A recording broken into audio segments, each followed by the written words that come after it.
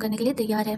वो ऑफिस से निकल रही होती है तो वहाँ पर वो लू के सेक्रेटरी से मिलती है। उसका सेक्रेटरी भी उसे फ़ेई करके ही पुकारता है, लेकिन फ़ेई उसे कहती है कि मैं फ़ेई नहीं हूँ, मैं जू हूँ। तुम लोग सब पागल हो गए हो क्या? कितनी बार मैं बोलूँ तुम्हारा बॉस और तुम दोनों पागल हो गए हो। वहाँ से चली जाती है। उसके जाते ही लू का सेक्रेटरी किसी को कॉल करता है और कहता है कि फ़ेई वापस आ गई है, तुम जल्दी से आ जाओ नहीं तो वो तुमसे लू को छीन लेगी। क्या इसका सेक्रेटरी भी विलन है या बात कुछ और है? कहानी आगे बढ़ती है। अगले दिन हम लोग देखते हैं कि फ़ेई लू की सेक्रेटरी बन करके उसके ऑफिस में जाती है और कहती है कि आज से मैं जॉब ज्वाइन कर रही हूँ। अब लू उसे देखता है तो देखते रह जाता है। वो तो उसे फ़ेई के ही नाम से पुकार रहा था। वो कहता है कि तुम उसे छोड़ करके कैसे जा सकती हो? 2 सालों से मैं तुम्हें पागलों की तरह ढूंढ रहा हूँ। फ़ेई उसे कहती है कि अगर तुम यहाँ पर ये कहानी सुनाने के लिए बुलाए हो तो मैं इंटरेस्टेड नहीं हूँ। मैं यहाँ पर सिर्फ अपने ऑफिस की तरफ से काम करने के लिए आई हूँ। लू यहाँ पर कन्फर्म होने के लिए उसके हाथ पर बने हुए मोल को चेक कर रहा होता है। फ़ेई ऐसा करने से रोक देती है और कहती है कि ये पॉवर्ट वाली हरकतें करना बंद करो। इतनी बड़ी कंपनी के तुम सीईओ हो, तुम्हारे ऑफिस के लोग तुम्हारे बारे में क्या बातें करेंगे? लू कहता है कि मैं इस कंपनी का बॉस हूँ, मेरे बारे में कोई क्या ही बात करेगा। किसी को अपनी जॉब प्यारी होगी तो वो अपना मुंह बंद ही रखेगा, और अगर तुम फ़ेई नहीं हो तो फिर तुम मुझसे डर क्यों रही हो? तुम दिखाओ ना तुम्हारे हाथ पर मोल है या नहीं है। चीज़ें अब यही क्लियर हो जाएंगी। फिर उसे क्लियर कर देती है कि अगर उसे यही सब कुछ बकवास करना है तो वो उसके ऑफिस में काम नहीं करने वाली है, वो यहाँ से चली जाएगी। तब लू पीछे फ़ेई उसे इग्नोर करके जाने लगती है तो लू उसे रोकता है और कहता है कि अगर तुम फ़ेई नहीं हो तो मुझे इस तरीके से फर्स्ट मीटिंग से ही इतनी नफरत, ऐसे इग्नोर करके जाना, इतना मुझसे डरना, ये सब कुछ क्यों है? फ़ेई उसे कहती है कि मैं फर्स्ट टाइम तुमसे मिली थी और तुम मुझसे इतना वियर्ड बिहेवियर कर रहे थे। मेरी जगह कोई भी होता तो वो ऐसा ही करता। मैं फिलहाल जा रही हूँ और अगर तुम्हें मेरे साथ सीरियस वाला डील करना होगा तो ही मुझे बुलाना। मैं यहाँ पर तुम्हारी बकवास सुनने के लिए तुम्हारे ऑफिस में दोबारा नहीं आने वाली हूँ, और बार बार मुझे फ़ेई करके बुलाना बंद करो। मैं फ़ेई नहीं हूँ, मैं जू हूँ। मैंने एक बार इस चीज़ को क्लियर कर दिया। ये करके वो वहाँ से निकल जाती है। लेकिन लू अब भी कंफर्म था कि वो फ़ेई ही है, क्योंकि वो अपनी एक्स वाइफ को काफ़ी अच्छे से जानता था और वो अभी उसे रिवेंज लेने के ही पीछे पड़ा हुआ था, क्योंकि वो उसकी इजाज़त के बगैर मर कैसे सकती है। मतलब एक बंदा इनके ऑर्डर के बगैर सांस भी नहीं ले सकता। अगले दिन फ़ेई वापस आती है जॉब पर। वो लू को उसके डॉक्यूमेंट्स दे रही होती है। लू उसे अपने पास बुलाता है। फ़ेई जब उसके पास जाती है तो उसे खींच करके खुद के चेयर पर बैठा लेता है। उसे फ़ेई के पैर में चोट लगा था, इस चीज़ को देख करके काफ़ी ज़्यादा अफसोस फील करा रहा था कि मुझे माफ़ कर दो, मुझे पता नहीं था कि तुम्हारे साथ जेल में क्या कुछ हुआ है। फ़ेई उसे कहती है कि बकवास करना बंद करो, मैंने कहा ना कि मैं फ़ेई नहीं हूँ और मेरे पैर में कुछ नहीं हुआ था, इस तरीके की हरकतें बंद करो। तभी वहाँ पर यान आ जाती है। लू भी यान को देख करके शौक था और फ़ेई भी यान को देख करके शौक थी। इतने सालों से सबको यही लग रहा था कि यान तो मर चुकी है और इसी चीज़ का सज़ा तो लू फ़ेई को दे रहा था। यहाँ पर उसका सेक्रेटरी आकर के बताता है कि एक्चुअल में लू ने इसके बारे में पता लगाने के लिए बोला था ना, तो मुझे पता चला कि यान का जो बोन मैरो का ऑपरेशन हुआ था, जो फ़ेई ने डोनेट किया था, वो सक्सेसफुल हो गया था। अब यहाँ पर लू यान पर गुस्सा करने लगता है कि आखिरकार जब वो ठीक थी तो इतने सालों से आ क्यों नहीं रही थी। यान उसे जाकर के हक कर लेती है और कहती है कि मुझे माफ़ कर दो, एक्चुअल में मैं काफ़ी वीक थी इसलिए मैं सामने नहीं आ रही थी। अब ये सब कुछ देख करके फ़ेई अपने आप को एक्सेप्ट करने से नहीं रोक पाती कि वो फ़ेई है। वो यान पर गुस्सा करती है कि ओह, तो लू को पहले से पता था कि यान जिंदा है। ये जानने के बाद भी उसने उसे इतना बुली किया, इतने सालों तक उसने उसे जेल में रखा, किसी चीज़ की हद होती है। वो गुस्सा करके वहाँ से चली जाती है। लू उसके पीछे पीछे जा रहा था तो यान उसे रोकती है और कहती है कि वो अभी उससे उतना ही प्यार करती है, लेकिन लू कहता है कि कुछ चीज़ें पास में ही रह जाती है। मेरा फीलिंग तुम्हारे लिए बदल चुका है, अब मैं तुमसे प्यार नहीं करता हूँ। तुम यहाँ चाहो तो मेरे फ्रेंड की तरह रह सकती हो, लेकिन अब मैं तुम्हें गर्लफ्रेंड नहीं बना सकता। ये करके वो फ़ेई को समझाने के लिए जा रहा होता है। उसके जाते ही लू का सेक्रेटरी यान से कहता है कि मैंने तुमसे कहा था कि पहले ही आ जाने के लिए। इन 2 सालों से लू फ़ेई को ढूंढ ढूंढ करके परेशान था। मुझे लगता है कि अब उसे फ़ेई से प्यार हो गया है। यान उसे कहती है कि इसका मतलब मुझे सच में फ़ेई को रास्ते से हटाना पड़ेगा, तभी लू वापस से मुझसे प्यार करेगा। अगले सीन में हम लोग देखते हैं कि फ़ेई काफ़ी गुस्से में लू के ऑफिस से निकल रही होती है। वहाँ उसे मिलने के लिए गोतियान आया था। वो उससे पूछता है क्या हुआ, लू ने कुछ किया क्या? वो उसे कहती है कि मुझे यहाँ से ले चलो, मुझे लू से नहीं मिलना, उसके साथ कोई काम नहीं करना। उसे हक कर लेता है। तभी वहाँ पर लू आ जाता है। फ़ेई उसे लेकर के जा रही थी। लू उसे धमकी देता है रुकने के लिए, लेकिन फ़ेई नहीं सुनती है। उसके जाते ही लू अपने बंदे को कॉल करता है और गोतियान के लिए उसके ऑफिस के लिए पंगे क्रिएट करना स्टार्ट कर देता है।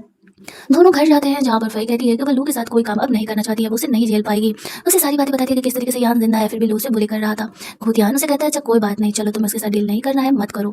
वो वहाँ पर उसे मना कर देता है लू के ऑफिस में जाने के लिए। अब यहाँ पर फ़ेई ये सुनकर के थोड़ा सा रिलैक्स होती है। वो बात बात में से ये भी बताता है कि एक्चुअल में तुम्हारी ग्रैंड मदर का मर्डर का हाथ किसी और का नहीं लू का है। हालांकि मैं श्योर नहीं हूँ, लेकिन 90% मैं कंफर्म हूँ। फ़ेई कहती है कि वो अपनी ग्रैंड मदर के डेथ के बारे में जरूर इन्वेस्टिगेट करेगी और अगर लू दोषी हुआ तो उसे जाने नहीं देने वाली है। अगले दिन जब फ़ेई ऑफिस जाती है तो यहाँ पर यान उसे बुली कर रही थी, लेकिन वो उसे थप्पड़ मार देती है। तभी वहाँ पर लू आ जाता है। वो उसे इग्नोर करके चली जाती है। उसके जाते ही वो यान से पूछता है कि क्या हुआ। यान उसे कहती है कि एक्चुअल में मैं तो फ़ेई से अच्छे से बात करने के लिए आई थी। कल जब मुझे पता चला कि तुम मेरे और तुम्हारे बीच में कुछ भी नहीं हो सकता है तो मैं उसे समझाने आई थी कि वो तुम्हारे साथ अच्छे से रह, वो मुझे बुली करने लगी। लू उसका गिफ्ट उसे लौटाते हुए कहता है कि दोबारा ये सब कुछ ड्रामा करने के लिए यहाँ पर मत आ जाना। यहाँ से सीन शिफ्ट होता है और हम लोग देखते हैं कि फ़ेई जैसे तैसे खुद को संभाल रही थी। उसे अपना 1 महीना काटना था। ऑफिस कंप्लीट करने के बाद जब वो घर पहुंचती है तो देखती है गोतियान फर्श पर काफी टेंशन में नीचे बैठा हुआ है। वो उसे उठा करके सोफे पर बैठाती है और पूछती है क्या हुआ। गोतियान उसे बताता है कि एक्चुअल में वो लू का सौतेला भाई है, उसे उसकी कंपनी में कोई हिस्सा नहीं चाहिए, वो तो बस उसके साथ डील साइन करना चाहता था। और जब लू को गोतियान की असली आइडेंटिटी के बारे में पता चला तो वो उसे बुली करने लगा। उसने उसकी कंपनी के लिए काफी बड़ी मुसीबत खड़ा कर दी और साथ ही में कॉन्ट्रैक्ट भी कैंसिल कर दिया है। अब केवल फ़ेई ही है जो उसका हेल्प कर सकती है। वो उसे काफी रिक्वेस्ट करता है। फ़ेई को समझ नहीं आता है कि आखिर कैसे उसका हेल्प हो सकता है। गोतियान उसे कहता है कि ये कॉन्ट्रैक्ट पर लू की कंपनी के सील मुझे चाहिए और अगर ये कॉन्ट्रैक्ट मेरा साइन हो गया लू के साथ तो फिर मेरी कंपनी प्रॉब्लम से निकल जाएगी और फ़ेई ऐसा कर सकती है। रात में फ़ेई लू से मिलने के लिए जाती है। वो कॉन्ट्रैक्ट पेपर को लेकर के वो गोतियान का एहसान चुकाना चाहती थी। जब वो उसके घर जाती है तो लू को पता था कि फ़ेई आने वाली है, क्योंकि उसी ने तो गोतियान के लिए पंगे खड़े किए थे। वहाँ पर वो उसे कहती है कि उसे और गोतियान के बारे में क्या है रिलेशन वो सब पता चल गया है, लेकिन वो बेकार में ही गोतियान को परेशान कर रहा है। लू से कहता है किस करने के बाद कि ठीक है मैं गोतियान को जाने दूंगा, लेकिन पहले तो मुझे ये बताओ कि तुम फ़ेई बन के यहाँ पर आई हो या जू बन होकर वो कहती है कि फ़ई बन के आई हूँ मैं तुम्हारे साथ डील करने के लिए। वो गोतियान को जाने देने के लिए फ़ई को जब 18 ईयर्स की थी वो उसने उसे पहला ड्रेस दिया था, ऐसा ही सेम ड्रेस देता है और कहता है कि पहन करके मेरे सामने डांस करो, अगर तुमने मुझे एंटरटेन कर दिया तो मैं कंपनी के साथ डील साइन करने के लिए तैयार हो जाऊँगा। अब यहाँ पर फ़ई वो ड्रेस पहन करके उसी तरीके से डांस कर रही होती है जैसे वो पहले किया करती थी। लू उसे देख करके खुद को रोक नहीं पाता है, वो उसे कहता है कि अगर तुम पहले ही मान लेती कि तुम फ़ई हो मेरी वाइफ तो ये सब कुछ होता ही नहीं। और हाँ, मुझसे गलती हुई, मुझे तुम्हारी बातों पर भरोसा करना चाहिए था। वो उसे किस करता है और दोनों वहाँ पर इंटीमेट होते हैं। कुछ घंटों बाद जब लू सो रहा होता है तो फ़ई उठती है, खुद के कपड़े पहनती है और धीरे-धीरे उस चेयर को लेकर के लू के कमरे में वो सील ढूँढ रही होती है। लू को फिलहाल पता था कि फ़ई क्या कर रही है, बट वो जानबूझ करके सोने का एक्टिंग कर रहा होता है। काफ़ी देर तक ढूँढने के बाद फाइनली वो सील फ़ई को मिल जाता है। वो उस सील को लेकर के खुद से ही गोतियान के कॉन्ट्रैक्ट पर सील कर देती है और काफ़ी खुश होकर के अगले दिन गोतियान से मिलने के लिए जाती है। लेकिन ऑफिस के बाहर वो गोतियान को यान से बात करते हुए सुनती है और खड़े होकर के उनकी बातों को सुनने लगती है। यहाँ पर एक सीक्रेट रिवील होता है कि एक्चुअल में गोतियान को हीरो नहीं है, वो विलन है। वो यान के साथ मिल करके ये सब कुछ काम कर रहा था, वो फ़ई का इस्तेमाल किया है। इतने सालों तक उसने उसका हेल्प सिर्फ इसलिए किया ताकि वो लू के कंपनी के शेयर्स ले सके और कंपनी उसकी हो सके। वो यान के साथ मिल करके ये सब कुछ कर रहा होता है। यान उसे कहती है कि क्या फ़ई तुम्हारा बात मानेगी, वो कंपनी के शेयर्स लेकर के आएगी। लू हंसते सॉरी गोतियान हंसते हुए कहता है कि हाँ, मैंने उसका ब्रेन वॉश कर दिया कि उसकी ग्रैंडमदर को लू ने मारा है, लेकिन मारा तो यान ने था। वो उससे पूछता है कि आखिर तुमने फ़ई की ग्रैंडमदर को जाकर के क्या बोला था। यान फ्लैशबैक में बताती है कि एक्चुअल में जब मैं गई तो वो बूढ़ी औरत मुझे देख करके शॉक थी कि मैं जिंदा हूँ। मैंने उसे सच्चाई बता दिया कि उसकी पूरी जाकर के पराये लड़कों के साथ रोमांस कर रही है बाहर, उसकी जिंदा रहने के लिए, पैसे बचाने के लिए। मुझे लगा नहीं था कि वो सुसाइड कर लेगा, लेकिन मरने के बाद भी वो काम की है, तभी तो फ़ई उसके लिए डील साइन कराने के लिए गई हुई है। अब ये सब कुछ सुन करके फ़ई के ग्रैंडमदर को काफ़ी हॉट होता है और वो बेचारी मर जाती है, सदमा बर्दाश्त नहीं कर पाती है। जब यहाँ पर फ़ई को पता चलता है कि गोतियान भी उन्हीं धोखेबाज लोगों में से है जिसने कि उसका इस्तेमाल किया है, तो उस बेचारी का दिल टूट जाता है। यहाँ पर उन दोनों को तो इस तरीके की बातें करते हुए सुन करके उसे भरोसा ही नहीं हो रहा था कि वो 2 सालों तक गोतियान के साथ थी। यहाँ पर ये दोनों तो यही खुश हो रहे होते हैं कि जल्दी से फ़ई अपना कॉन्ट्रैक्ट लेकर के आए। तभी फ़ई गुस्से में कमरे के अंदर चली जाती है। अब यहाँ पर ये दोनों तो जान जाते हैं कि फ़ई ने उनकी बातें सुन ली है। यहाँ पर गोतियान बहाना करने लगता है कि जो उसने सुना है वो सच नहीं है, वो सिर्फ एक मिसअंडरस्टैंडिंग है। लेकिन फ़ई कहती है, ओ सच में मैं यहाँ पर उल्लू थोड़ी बैठी हुई हूँ, मुझे सब पता चल गया कि तुम लोगों ने क्या किया है और मैं तुम लोगों को पुलिस में कंप्लेन करने वाली हूँ कि यान ने उसकी ग्रैंडमदर को मारा है। यहाँ पर फ़ई के हाथ में कॉन्ट्रैक्ट देख करके गोतियान काफ़ी खुश हो रहा था कि फाइनली लू ने उस कॉन्ट्रैक्ट पेपर पे साइन कर दिया। लेकिन इतना जल्दी उसे इस चीज़ का भरोसा नहीं हो रहा था। फ़ई उसे कहती है कि भले ही लू ने इस कॉन्ट्रैक्ट पर अपना सील लगा दिया है, लेकिन वो कॉन्ट्रैक्ट पेपर्स उन्हें नहीं देने वाले हैं। दोनों उसे पकड़ करके रोक लेते हैं ऑफिस के अंदर ही। जब गोतियान यहाँ पर चेक करता है तो उसे पता चलता है कि सील तो फेक था। उसे ऐसा लगता है कि फ़ई उसे धोखा दे रही है और अब वो उसे जाने नहीं देने वाला था।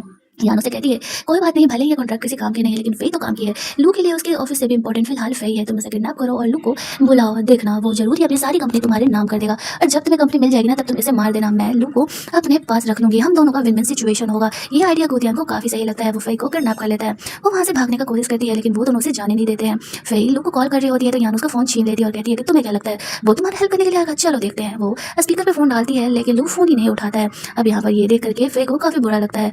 अब वो बुरी फंसी थी। कुछ देर बाद जब लू ऑफिस जाता है तो वहाँ पर वो फ़ई को नहीं देखता है।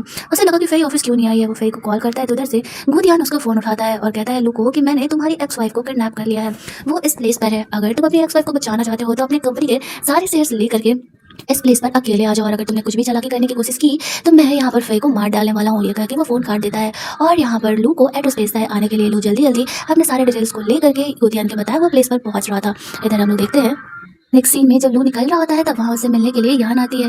लू को भी पता चल जाता है कि ये सब के पीछे यान ही है। वो उसे वार्न करता है कि अगर फ़ई को कुछ भी हुआ ना तो वो उसे नहीं छोड़ेगी, लेकिन यान उसे धमकी देती है कि अगर वो यहाँ से बाहर निकला तो वो गोतियान को कॉल कर देगी और वो फ़ई को उस प्लेस से मूव करा देगा। ये सुनते ही लू हंसने लगता है और उसके हाथ बांध करके उसे चेयर पर बैठा देता है। यहाँ पर लू को एक और बात क्लियर हो गई थी कि यान को सारी चीज़ें इन्फॉर्मेशन देने वाला कोई और नहीं, खुद उसका सेक्रेटरी है। वो उसे लास्ट वार्निंग देता है, मुझे तुम्हारे बारे में सब पता है, अगर यान यहाँ से निकली ना मेरे फ़ई को बचा के लेके आने तक तो तुम दोनों का खैर नहीं। और वो साथ ही में यान का फ़ोन भी यहाँ से लेकर के चले जाता है और अपने सेक्रेटरी को उस पर नजर रखने के लिए बोलता है। इधर हम लोग देखते हैं गोतियान के कमरे पे जहाँ पर उसने फ़ई को पकड़ करके रखा हुआ था। फ़ई उसे वार्न करती है कि अभी भी वक्त है, उसे जाने दे, क्योंकि अगर लू यहाँ पर आ गया तो फिर उसका खैर नहीं, उसे जेल जाना पड़ेगा। लेकिन गोतियान कहता है ऐसे कैसे, मैं इतने सालों से लू की कंपनी के शेयर पाने का कोशिश कर रहा हूँ और फाइनली जब मुझे मौका मिलने वाला है तो मैं ये जाने दूँ, चांस ही नहीं है।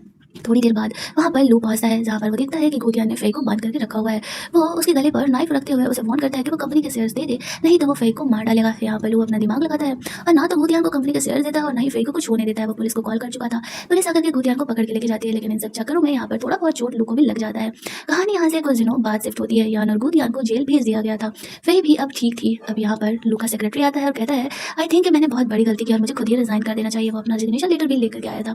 लू उसके रेजिग्नेशन लेटर पर साइन कर देता है, वो वहाँ से चले जाता है। उसके जाते ही फ़ई ऑफिस में आती है और कहती है कि आई थिंक मेरा कॉन्ट्रैक्ट खत्म हो गया तो मुझे भी जाना चाहिए, बट लू उसे रोक लेता है। दोनों एक दूसरे को किस करने लगते हैं और ये ड्रामा यहीं पर खत्म होता है।